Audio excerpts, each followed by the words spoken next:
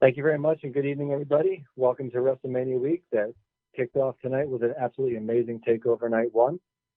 Without any further ado, I'm going to turn things over to WWE's Executive Vice President of Global Talent Strategy and Development, Paul Triple H Levesque, who also will have a very special surprise for everybody tonight. Surprise! Hey, everybody, thank you very much for joining the call tonight. I thought we had a spectacular show. Somebody just came up to me a little bit ago. It was actually William Regal came up to me and mentioned that this was our 34th takeover, and he just said it to me. He said, man, name a company that could put out 34 straight big pay-per-view events like we have and have them pretty much across the board all deliver. And I thought that was pretty cool to think of it that way, from the little brand that started on the WWE Network all the way to where we are today. It's been quite a ride. Last year and a half has been rough for everyone on every single level of talent to staff to crew to just trying to continue to do what we do, to put out product, and under the tough circumstances, no fans, a couple fans, video fans. It's not been an easy process. And tonight was one of those nights where it felt like something special happened and the door opened back up. Like maybe tonight for the first night, I felt like we could see the light at the end of the tunnel on a lot of things. And, we were able to have, what seemed like a significant amount of fans that were very excited and very loud and very passionate to be in here to see what we do. And our talent were chomping at the bit to be able to go out there and do what they do and show the world how good they are. And I think that tonight, much like the name of the pay-per-view, without sounding cliched, stand and deliver is exactly what we did. So across the board, I thought this show was spectacular. I thought talent delivered. I thought it flowed well. I thought the layout was good. The set design, just everything clicked well. And I want to thank also our partners with USA, NBCU Peacock, just simulcasting on Peacock while we were live on NBC. I thought it was great, and look forward to following up on it tomorrow night on Peacock. So I'm going to open it up and get right to the questions. But the special surprise is that Shawn Michaels is here with me to participate in this. So feel free. We'll ask questions, and if you want it to be with Shawn, if you want it to be with me, whatever, and we'll both take a stab at answering them and go from there. So I'll open it up to questions now. Thank you guys all for being here. Thank you. Hi, everybody. We'll reply of one question per hour. Thank you. Thank you. If you'd like to ask a question, please press star one on your telephone keypad. Once again, star one for questions. We'll go to Gary Cassidy, Inside the Ropes, UK. Hi, Paul and Shawn. Thank you for taking the time. Another incredible takeover, and we're only at the halfway point. So my question's, for either or both of you, I guess. It's just looking at that incredible main event, a very fitting one. How do you reflect on Yoshirai reign and what's next for her? And also, why was Raquel Gonzalez the woman to eventually dethrone her? I mean, she's had one of the best years ever, but why was she, in your mind, the person that was going to end such a monumental reign? I'll start by just saying I've said it a lot in these calls. I've said it a lot in press, not because I'm trying to hype the brand, but because I truly believe it. I believe that Yoshirai, you could make the argument that she is the best female performer on the face of the planet. She's amazing. I truly believe that. I can't say enough good stuff about her, and she has had a monumental reign. As far as for me, and then I'll let Shawn give you his point. As far as for me, why Raquel Gonzalez? Right woman, right time. She's got a presence. When you see her, it's hard not to think she's a star.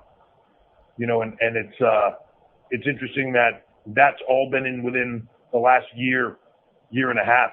When you look at the transition from her debuting with Dakota Kai to where she is right now, I mean, from stature to look to physique to just everything. She has capitalized on every second of every moment, transformed herself into an absolute star. And I think she's just nicking the surface. So I think, why her? Because she put herself in the position for it to be her. For sure. And that's something I just have to say, it was 2.5 years ago. And I just happened to stroll into a coconut show in St. Petersburg. And there was this, two unbelievably beautiful, tall, strong women in all black. It was Raquel Gonzalez and Rhea Ripley standing there together. And I remember just sitting there and looking at them and going, oh my goodness, those two are going to be stars. And it's happened. Watching Rhea Ripley, homegrown, right?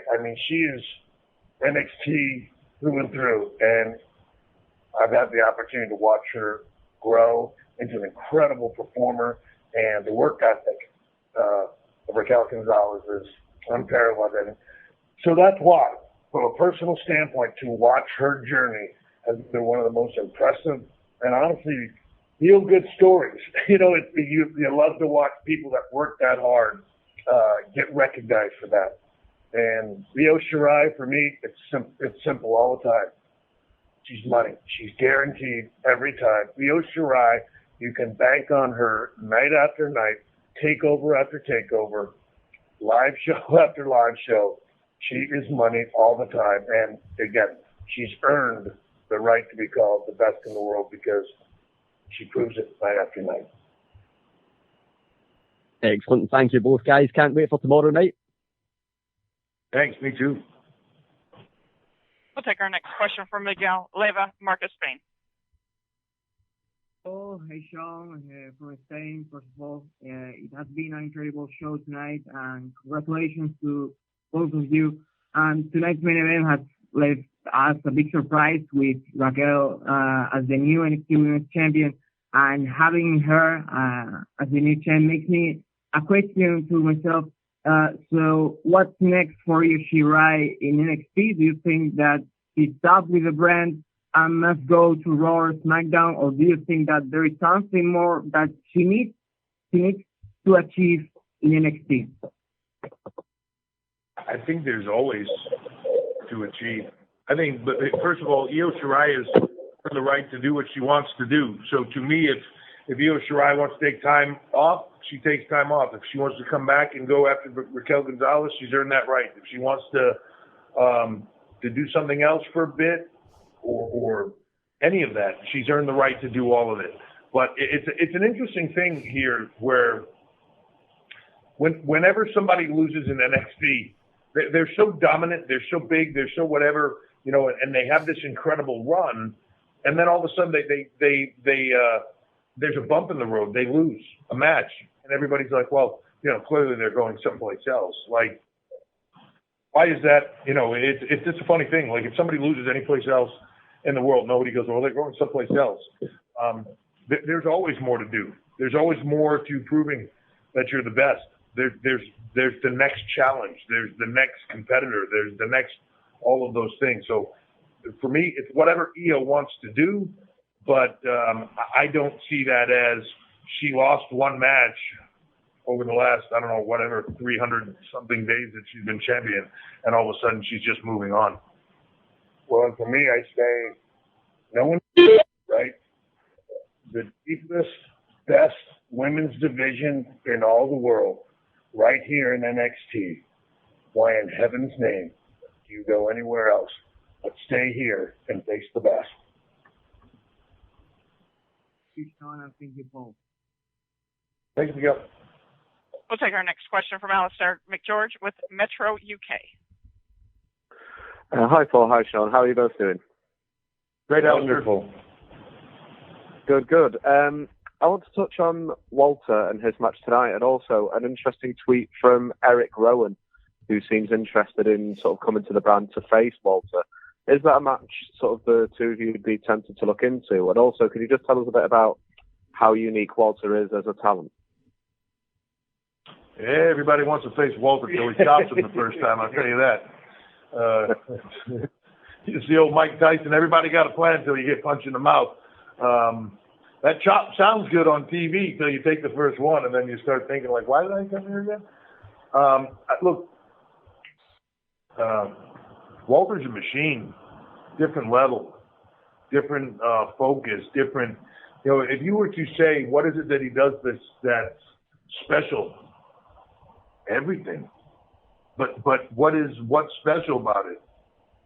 He just does it so well, right? It's not a particular thing or some kind of crazy move or some type of special effect or anything else. He makes the simplest things mean everything. He gets the most mileage out of everything. He has created an aura and an importance to who he is and what he does that very few people can build. To me, he is straight money, and he's gonna travel back home for a little bit. But I'll be honest with you, NXT UK, he's excited to be there. He's excited to be doing all the stuff he is. But I can't wait to get him back here because there's a lot of matchups I'd like to see. And realistically, when you just put Walter's name next to a lot of people, you just go, oh, I can't wait to see that. There's a lot of names. Yeah, there isn't anybody that doesn't want to be in the ring with Walter. And certainly for me personally, what I love most about Walter is that he loves NXT UK. And he is faithful to NXT UK, and he's that champion. And I think, as we saw tonight, he's going to be that champion for a long, long time. For that, thank you, and congratulations on the show, and looking forward to tomorrow. Thanks so much. We'll take our next question from Mike Johnson, PWInsider.com. Hey, Mike. Hey, gentlemen. How are you tonight? Great. Yourself? Doing good. Obviously a great show. Congratulations on that. I kind of want to follow up on the Walter conversation and NXT UK. Obviously, Shawn's very involved in that brand, and it's been just killing it on all cylinders since its relaunch and its return. Walter's such an important part of that brand, but given what he did tonight with Tommaso Ciampa, how much of there is a lure or a want to pull him off NXT UK and have him here in the States on a full-time basis? And, obviously there's a lot of logistical concerns right now, but, in a perfect world, is that a possibility? Do you see that as his future? Because the narrative has always been that he's wanted to stay based in Europe. Could we see a guy based in Europe coming here and working full-time for NXT in the States on a consistent basis? It's not something you've done before, but is that something you might be able to work out with Walter? Yeah, look, here's the interesting thing to me. People always go like, well, if you're in the UK, you're wrestling in the UK, or you're in the US, you're wrestling here. It's like, 7 hours to get to the UK. It's like an hour longer than it takes to get to LA from New York. If Walter wants, Walter can stay at NXT UK, stay dominant there, stay champion there, stay doing everything he's doing there, and come over here and chop the bejesus out of a bunch of people and never miss a beat. It really comes down to the restrictions of the time, right? I think he's in a place in his mind where those challenges are very intriguing to him now. Does that mean he wants to leave home? Probably not. But I think the reality of jumping on a plane, coming over here, chopping somebody until their chest is purple, and then flying back home and doing it again over there is very intriguing to him. So I think you could see Walter in a lot of places. It really is where he wants to go, because the door's open for him to go to all of it. It really just comes down to the logistics of what can we make happen with travel restrictions. But once that lifts, all bets are off. Yeah, I was just going to say, if the world would work with us, we would easily figure something out, to get Walter as many places as we could, because and all he is a special, special dude. Everybody knows that. Everybody around the business, everybody who wants to be in the ring with him recognizes that. It would be great if the world would allow us to get the most out of that, but obviously we have to wait on that. All right. Thanks for the time, and congratulations on a great first night. Thank you. We'll take our next question from Jim Varsalone with Miami Herald. Hey, Jim. Hey, guys. Really great show tonight. The camera angles, the production, the set, it was just awesome. It's just a great job that they all do. And since you both are on, I had another question, but I want to ask you this. And I think this is super cool you guys are doing this tonight. Paul, what does what does Shawn bring to the NXT table? And Shawn, to you, what does Paul bring to the NXT table in just developing this whole thing? Well, from my standpoint of Shawn, for somebody that I've sat next to for the last 25 plus years of us working together, and me just looking at him from a mental standpoint of the business, the understanding of it, the psychology of it. There's a lot of guys that can do what we do. There's not a lot of guys that understand what we do. And Shawn has that and then some. And if you had said to me a few years ago, who's the guy that I think could be the biggest game changer here if they were to come here and be able to participate with people, it would be Shawn, because of that level of knowledge. And I'm sort of struggling to say it because he's sitting right next to me, and usually I just make fun of him at this point in time. I'm almost ruining my whole. It's gonna kill him, folks. Yeah, I'm almost ruining my whole stick here. But he really does, and it's just one of those things. When somebody that has that much experience, that much knowledge, that much passion, and then explains it to you in a way that you go like, oh yeah, right, I get that, and I never saw it that way. And I know because, look, as a young guy coming in 1995, I was sitting under the learning tree of guys like Shawn Michaels. Absolutely. Every night. Whether I was in the ring with him or not. And I sat under that learning tree. And then, I got to sit under so many of them. And then Vince McMahon after that. So what he brings to the table from an in-ring, from a psychology, from all that stuff, and then, I worked with him for 25 years. So he and I think so much alike. And once we start riffing together, I don't know. I just see a lot of people work together. I don't know that there's a better combo. When he and I start gelling, working on things together, and just start riffing off of each other, it goes to a whole nother level. So to me, he's the best asset we could possibly have here. Yeah, well, and for me, I got to be honest, it's sitting with my best friend and doing creative and enjoying that time together like we used to in the car, and getting to do it on a whole other level. And again, and I did it tonight, and I do it darn near every Wednesday. I do it every takeover where I lean over and I say, hey, thanks for letting me continue to call this my job. Getting to do this with you every night, to help be a part of these shows and these unbelievable performances. And honestly, now learning from him from a production standpoint has been one of the greatest learning aspects of my life. I'm learning an entire new genre to the wrestling business that I didn't know before. And I make fun of him. I call him Scorsese all the time because it's the level at which he goes to production, and I'm taking notes and stuff like that and understanding these different camera shots. I mean, as you all noticed tonight, just some of the unbelievable shots and camera angles and stuff like that. And that all comes from Hunter, and that's something that I don't have that much experience in. And over the last several years, him teaching me that and trying to glean as much as I can from that. And it grows from there. Both of us just continue to build on this, obviously this friendship that we've had, but then being able to extend that to the NXT brand has been an awesome process. And like I said, every now and then I have to lean over and go, dude, this is my job. This is freaking awesome. Jim, I want you to understand how painful that was for both of us. Well, listen, guys, thank you both so much. Scorsese and Spielberg, let's get them again tomorrow night, all right? Let's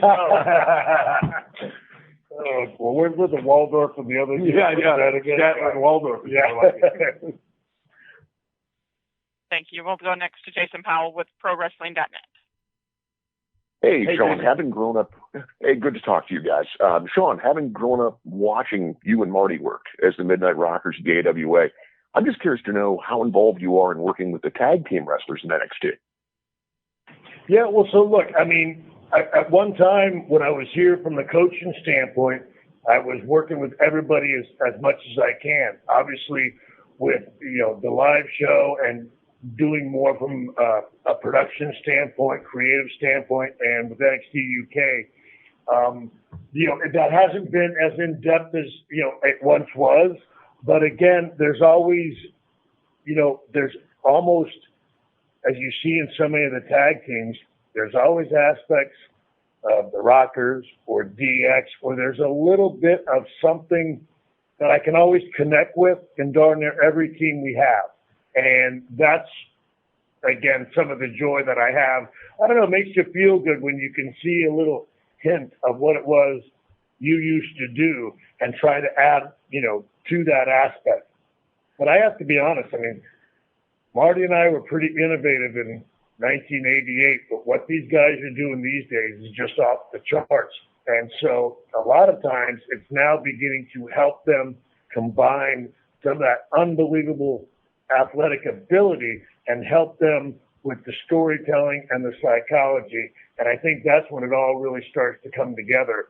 And that's always the biggest joy for me, is when they are able to expand on that and really get the most out of what it is they're doing.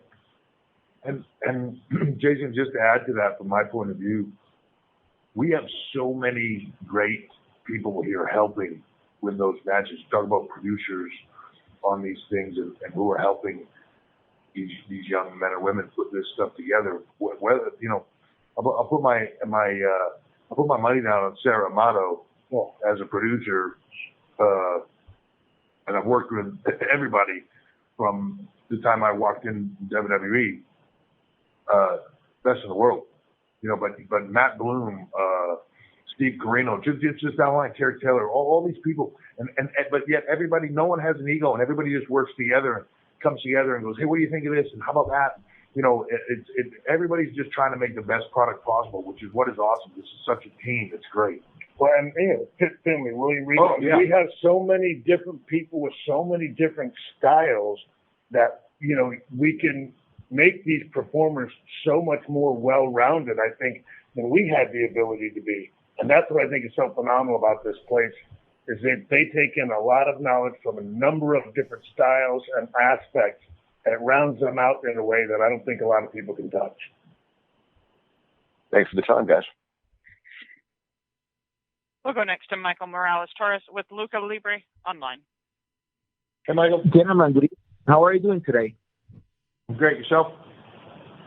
Everything good here in Puerto Rico. Thanks to both of you for your time. And my question is for Shawn and Hunter. It is regarding the tag team division. So believe me, I love the decision, and I know many of the fans did. But I'm really curious to know, why did MSK was the correct decision to hold the NXT tag team titles, and what do they bring to the tag team division?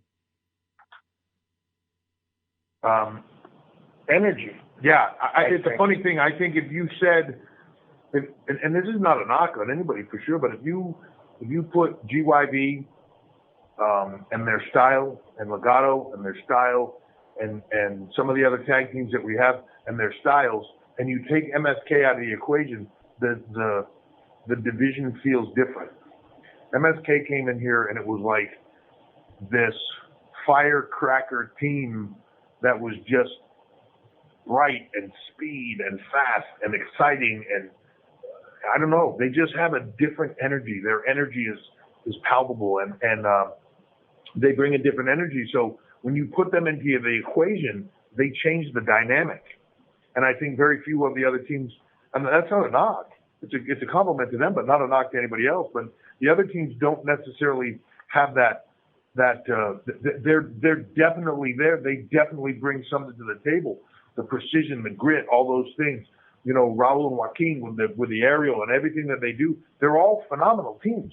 MSK just brings something different and an intangible, and I think that was the deciding factor for us. Is just they were all of a sudden this little light that came in, and it just changed the division. I was going to say, it's just that we don't usually have a lot of missing pieces, but our tag team divisions were so complete. We needed one last little element to round it out, and I feel like MSK did that. And now, again, it is a complete tag team division that has a number of different innovative and different styles and unique, I don't know what personalities that we didn't have before. Styles make fights. I've heard that said so many times, whether in combat sports or anything else. Styles make fights. They brought a different style that when you match them up against so many other people, you were just like, oh, I got to see that. That's just great. You know, it's a stylistic thing.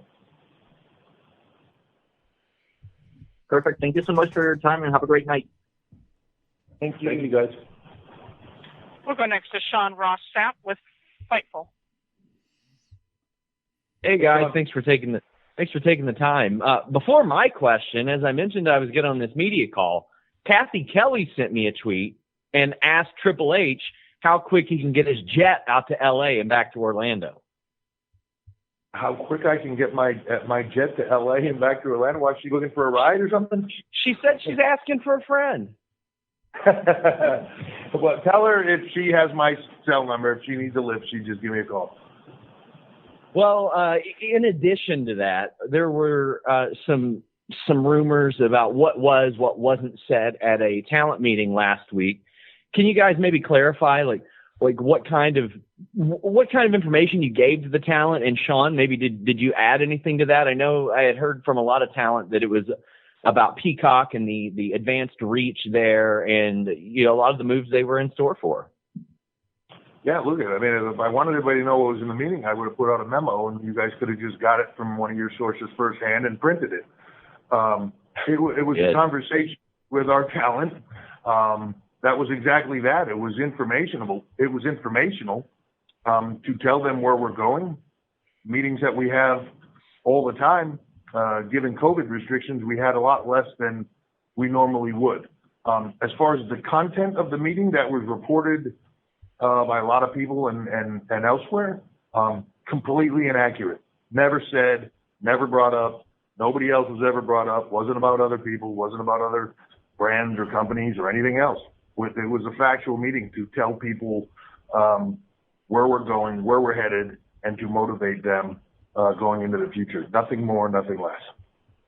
Yeah, and I guess the only thing I can add to that is I didn't hear what the thing was, and I never talk at those things. I talk as little as possible, to be perfectly honest. I'm not big on the public speaking if I can help it, but I don't know. I don't. You'll have to spark me up after that. Yeah. Thank you all.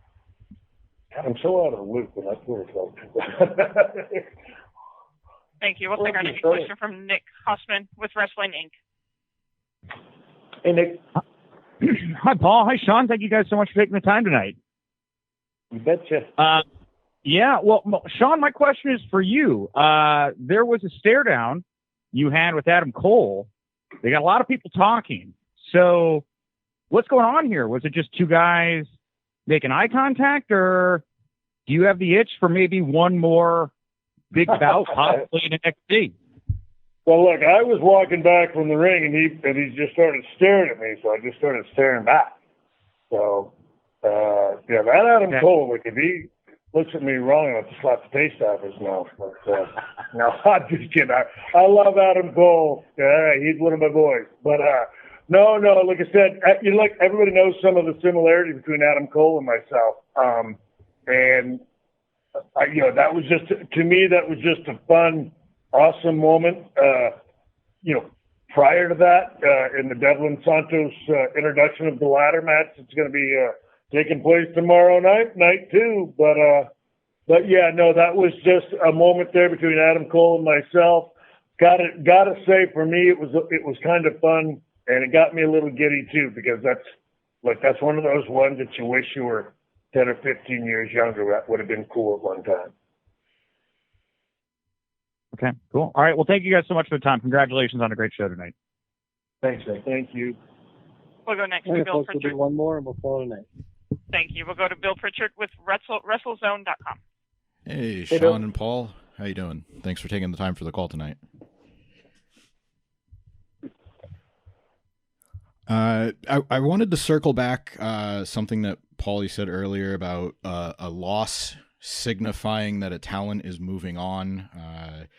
Toni Storm's been one of those names that people have been kind of waiting to see what she does next, but people aren't really talking about if she's moving on tonight. They're more or less talking about Zoe Stark picking up the win. So can both of you just speak to what the win does for Zoe and what it does really for rebuilding the women's division up and kind of getting another name going no matter what happens with Toni or any of the other women's talent on the roster? I think, first of all, I'll say this: Toni Storm's one of the most talented women in the world, an incredibly talented performer. But you said it sort of best to me when you were saying, you're talking about Zoe Stark and what an incredible, she's one of those women that came in the door, you threw something at her, and man, when she got out there, you were just like, oh, oof, okay, we're going with this. And going to give some more opportunity. And then she knocked that one out of the park. You give her another one, she knocked that one out of the park. And you just kept moving forward. But when you get to something like tonight in this pre-show, a lot of eyeballs on it, a lot of momentum, moving Zoe Stark forward does not hurt Toni Storm, moves Zoe Stark up and gives everybody more people to step into the ring with. And, you know, the art of what we do, to me, has always been being able to be in a position where you are on top of a ladder, if you want to say it that way, and you reach down and pull other people up without losing your spot on the ladder. That's the art of what we do. And then you're just pulling more people up so that there's more people for everybody to work with and building stars around you. That's when you get great. And that's what this game is about. So sometimes I think people read too much into the and I don't mean this as it doesn't mean anything. The momentum of a win or a loss is really where it matters, right? If it doesn't shift momentum, then the loss or the win didn't matter. But if it shifts your momentum, then it was done for the right reasons. I don't believe this loss shifted momentum at all, Toni Storm, but I believe it did for Zoe Stark. Yeah, if it makes you feel any better, Zoe Stark has taken everybody sort of by surprise. I don't know that any of us expected or knew what we were going to get out of Zoe Stark, and it's just been tremendous. And so, you know, it's one of those things that is, you know, you keep putting the tips in if they keep delivering, right? And that's certainly what she's done. Yeah, you just keep adding to the opportunity, waiting to see where it's all at, and she keeps over-delivering on everything we do. So really excited to have her here and really excited to move forward with her. And you know, look, she's in the mix of everything we're doing right now. And that's, we just was talking to her a few minutes ago, and she's been here for 3 months. And she's moved herself right into that mix. It's impressive, and what she's done is impressive. And I can tell you, I think I walked in this place first thing this morning, and the first thing when I walked into the gym at the Performance Center was her training, and we were close to showtime, and I looked over, she was still training. And that was before going out there to wrestle Toni Storm. She's a machine. Work ethic is unbelievable, so, you know, the sky's the limit. Thank you both very much for your time tonight. Congratulations on a good show. Thank you very much. All right, folks, that'll wrap up tonight's conference call. I'll turn it back over to Paul and Shawn for some closing comments. Well, thank you, everybody. Thanks, Shawn, for being a part of it. But, you know, I'm excited to do this tonight and excited for the level of event that we have tonight. Usually when I get done these, I think of how great they were and, you know, how I wouldn't want to have to be somebody trying to follow an event like that. And I look at it, and we're the ones that have to follow an event like that tomorrow night. But when I look at the card of everything that's on it, whether it be Bronson and Gargano for that North American title, whether it's the women's tag match, Io and Shotzi and Candice and Indy, whether it's the ladder match for the Cruiserweight Championship with Escobar and Devlin, or whether it's Finn and Cross for the NXT title, or then, you know, undoubtedly Adam Cole and Kyle O'Reilly unsanctioned. That's the crew to follow it with. So, can you say some pretty safe bets right there, my man? Yeah, I said it going into tonight. Almost every match on the card tonight and tomorrow has the opportunity and the ability to steal the week and have the match of the entire week of WrestleMania. And I truly believe that. So tomorrow night will be something special. We also have Poppy's going to be here tomorrow night doing something special. So it's going to be another fun evening. Streaming on Peacock exclusively. So if you haven't yet, go get Peacock commercial free. It's phenomenal. And we look forward to seeing you all tomorrow night when we stand and deliver one more time. Thanks, everybody. We'll talk to everyone tomorrow night after the show is over. Have a great night.